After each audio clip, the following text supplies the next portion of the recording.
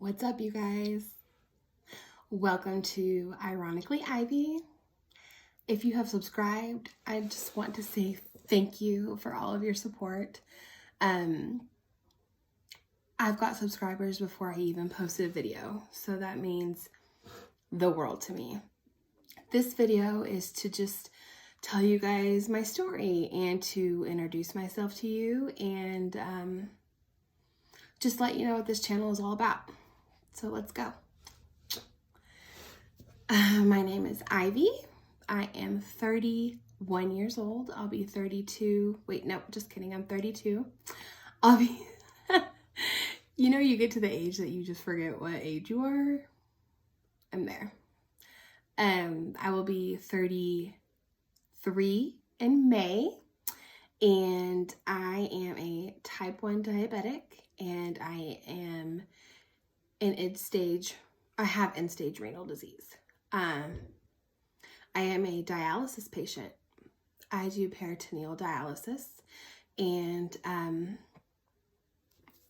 I feel like to get to know me, we need to go back to where my story started, right?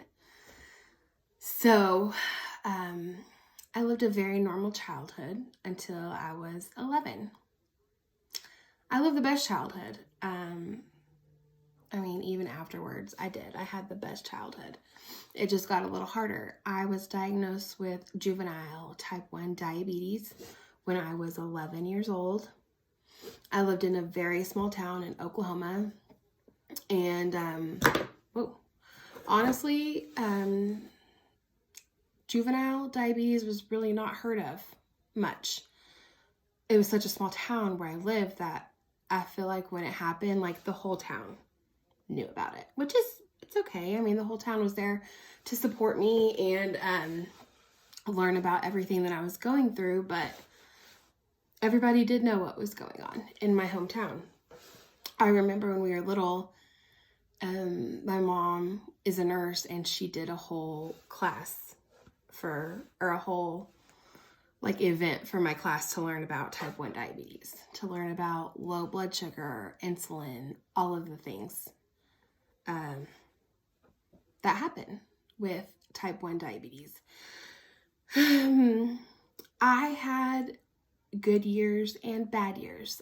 For instance, my first year of being diagnosed with type 1 diabetes, I was in and out of the hospital probably 3 or 4 times for all sorts of, for high blood sugars. I went into diabetic ketoacidosis one time. We finally found a really good endocrinologist in Oklahoma City, so I started going to see him. Then I got that under control, and again, I had good years and bad years. Good months, bad months. There were months that I completely took care of it, and my A1C, which is your average blood sugar, was beautiful. And then there's also months that I just ignored it and I pretended like it didn't exist, and my A1C was through the roof. I honestly believe that's part of being a kid. I've always wanted to live the most normal life as possible, but it's just not that possible being a kid with type 1 diabetes. Your friends, you have sleepovers and your friends are eating candy and pizza, and sure, you can eat candy and pizza if you have type 1 diabetes, but you have to take a shot for it. And for me, I was like, oh my God, what if all my friends know I'm taking a shot? Oh my God, that would make me different. I can't do that, so I would go home the next day with blood sugars through the roof and not taking care of myself just because I wanted to fit in. And I feel like, from what I've heard, talking to doctors and nurses, that's a normal thing. I blame myself now for it, but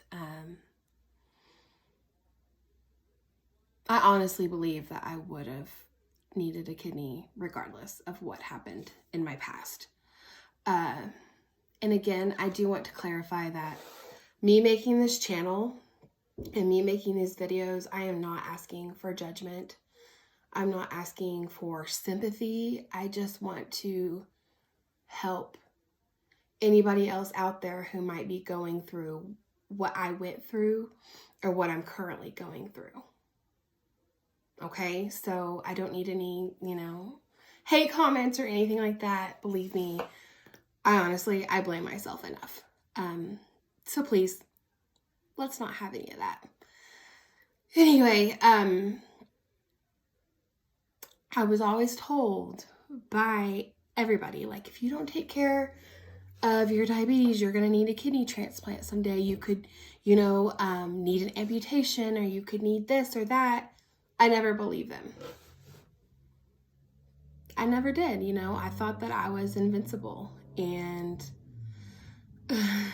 clearly I'm not. And there's always a way to take care of yourself and to not be ashamed of it. So I'm telling that to all kids, all adults, everybody. There's a way to handle what you're going through. Again, I had good years, bad years, and then I met my husband when I was 20. I met the love of my life, and he knew I had diabetes. I think I told him after we had been dating for a couple of months. And you guys, let me clarify. I hid this from anybody that I could hide it from. I don't feel like I tried to lie, but it was definitely not something that I would just tell people. I mean, I had employers that I never told. I had coworkers that I never told. I had boyfriends that I never told. I had friends that I never told. Like, if you don't have to tell somebody that there's something wrong with you, then why would you? You know what I mean? I wish that I knew then what I know now, which is like, you're not the only person with type 1 diabetes. You're not. There are so many children and adults that have type 1 diabetes, and you wouldn't even know it. Like, you can tell when I turn this camera, you would never know that about me. You would never know that I had a tube in my stomach and that I'm hooked up to dialysis every night. Again, I met the love of my life when I was 20, and we dated for a really long time, and we got engaged in February of 2017 on Valentine's Day. And that's probably about the time when I started feeling really off. I was exhausted. I had no stamina. Like, I worked in a big building, and I would take the stairs every day whenever I started, and I found myself, I couldn't even take the stairs. I had to take the elevator. I was exhausted by the time I got up to my desk. I was nauseated all the time. I had weird smelling breath. And I knew that probably went on for a couple of months, and I knew that there was something like majorly wrong. And meanwhile, all of this, my husband and I had set up a date of April 27th, 2018 to be married. And I went to my primary care in February 2018, and they did all sorts of tests on me. They did, they checked me head to toe for everything and did labs, and I went back to work. And I remember that afternoon I got a phone call at work, and it was my primary care, and he said, "Hey, we need to have you come back in and have your creatinine drawn again because it's through the roof. Something's going on. Like, maybe it's an error. This could be why you're feeling so bad, so just come in." I knew at that time. I knew then and there. I started flipping out about my kidneys. And I actually worked next door to my primary care. So called my boss and I told her, "Hey, I have to go have labs redrawn." And I went next door and I had them redrawn, and my primary care told me, "Hey, if this is true and this lab is not faulty, like, you're going to have to go and get admitted tonight. We had to figure out what's going on with your kidneys if your creatinine is really this high."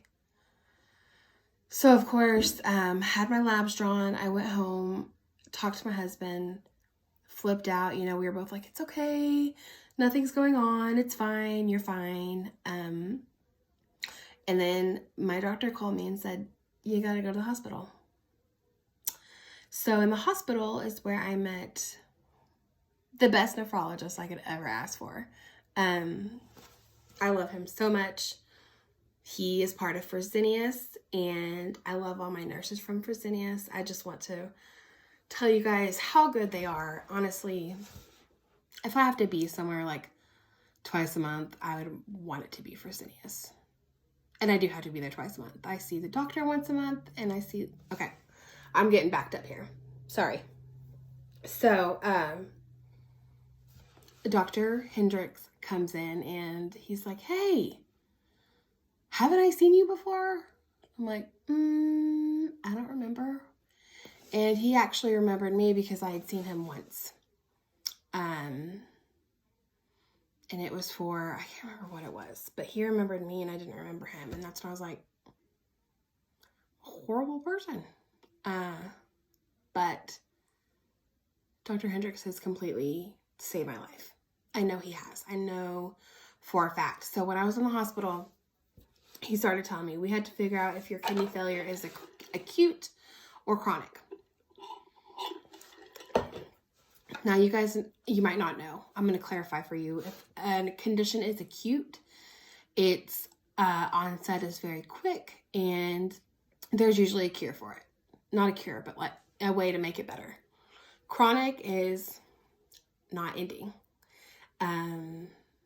Chronic kidney failure, chronic, So we did some tests, and he figured out that it was chronic.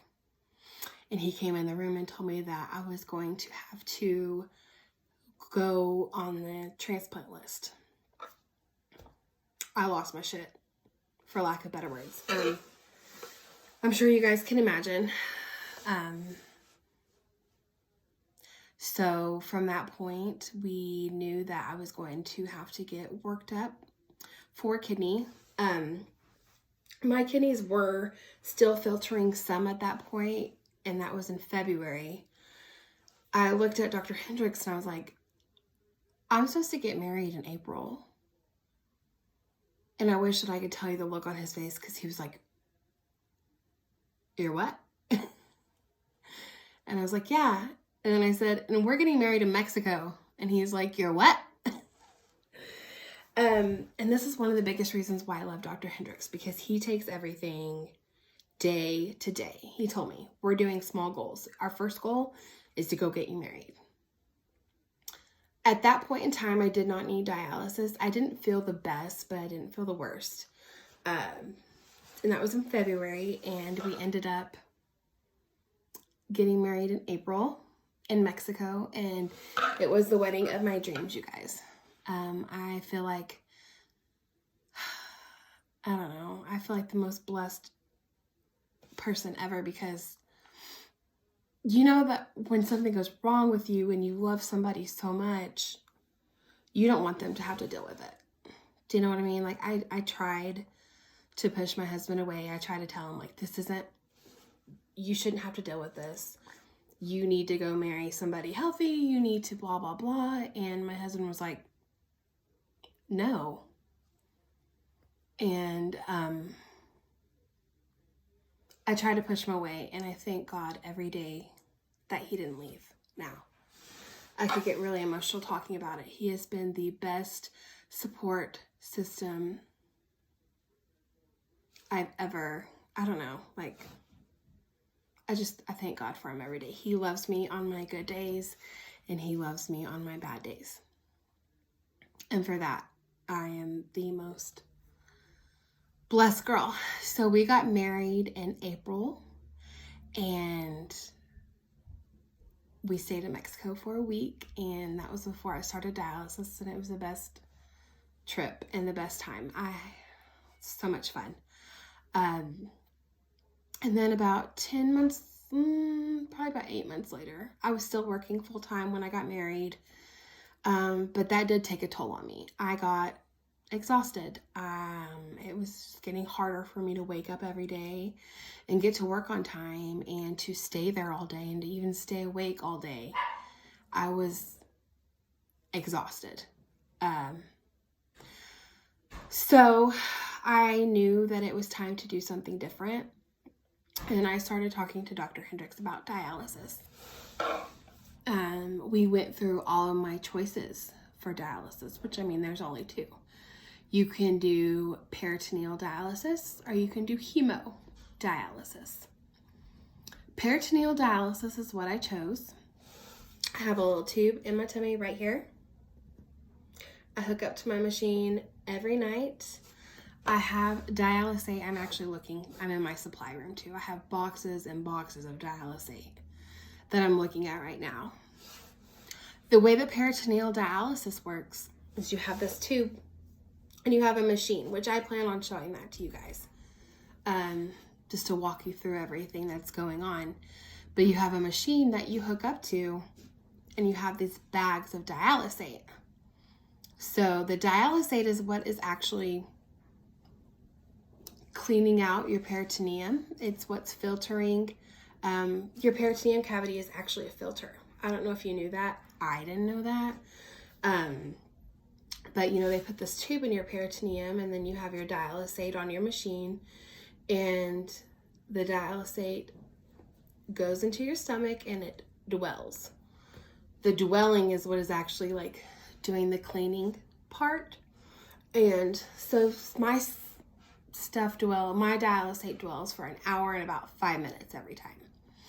So after it dwells, my tube is hooked up to my sink and all that dialysate drains into my sink, and then that machine fills me back up again and I dwell for an hour again and it empties and then it fills up.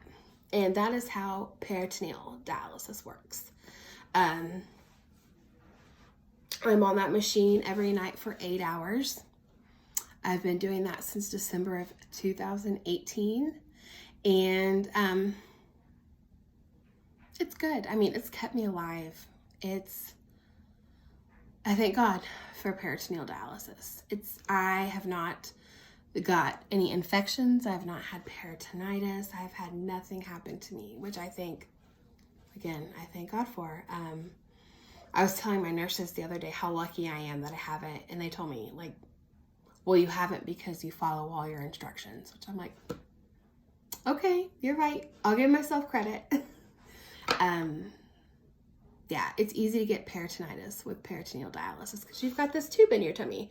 You have to turn off the air before you connect, and you have to, of course, get your clean area. My dog can't be in the, there's just all sorts of things that if you skip, that you can get peritonitis, which I feel like I could hook up to my machine now with my eyes closed, but that's what 2 years does for you, right? The other option of dialysis is hemodialysis, which is when you have a fistula in your arm. You have to have surgery for it, and you have a needle and you poke yourself, and because I don't do it, I'm not that clear on it, but I do know that blood goes out of your body and it cycles into your machine and it cleans that blood. I was told when I started peritoneal dialysis that it will only last for so long. Some people have it works longer for some people and it works shorter for some people. I have recently been asked to consider changing to hemo, which is a big decision, but I know that my peritoneal dialysis isn't working as well as it used to. I don't feel as good as I used to. I don't, my electrolytes are completely off. I have to worry about things that I never thought I'd have to worry about, like phosphorus in food and potassium and all these numbers that you want to keep just right. I never realized that so much went into it. So anyway, And that just really led me up to now. And like I said, I've been asked to switch to chemo, or at least to consider it. And I'm nervous, you guys. I'm nervous about that. I am on the transplant list. I have O negative blood, and I've been on it for about 2 years. Every year you have to go through a big panel of tests. Like I had to do an EKG, chest x-ray, abdomen ultrasound, I mean, all sorts of things. I ended up an echo. I ended up having to have a heart cath to make sure that my heart was good, which thank God it is. So I've been on that for 2 years, and I am just waiting for that perfect kidney to show up.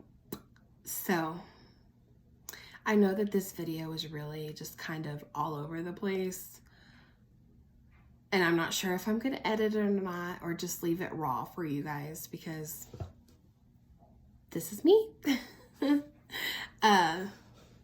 But I do plan on, like I said, showing you guys my machine, showing you guys all my supplies, just keeping you up to date with my journey, because I know that I'm blessed to have a lot of people care about me who are genuinely curious. And I also really want to help anybody who might be going through health issues, or end-stage renal disease, or type 1 diabetes. Like, I just want to influence somebody, anybody, and I just want to help you.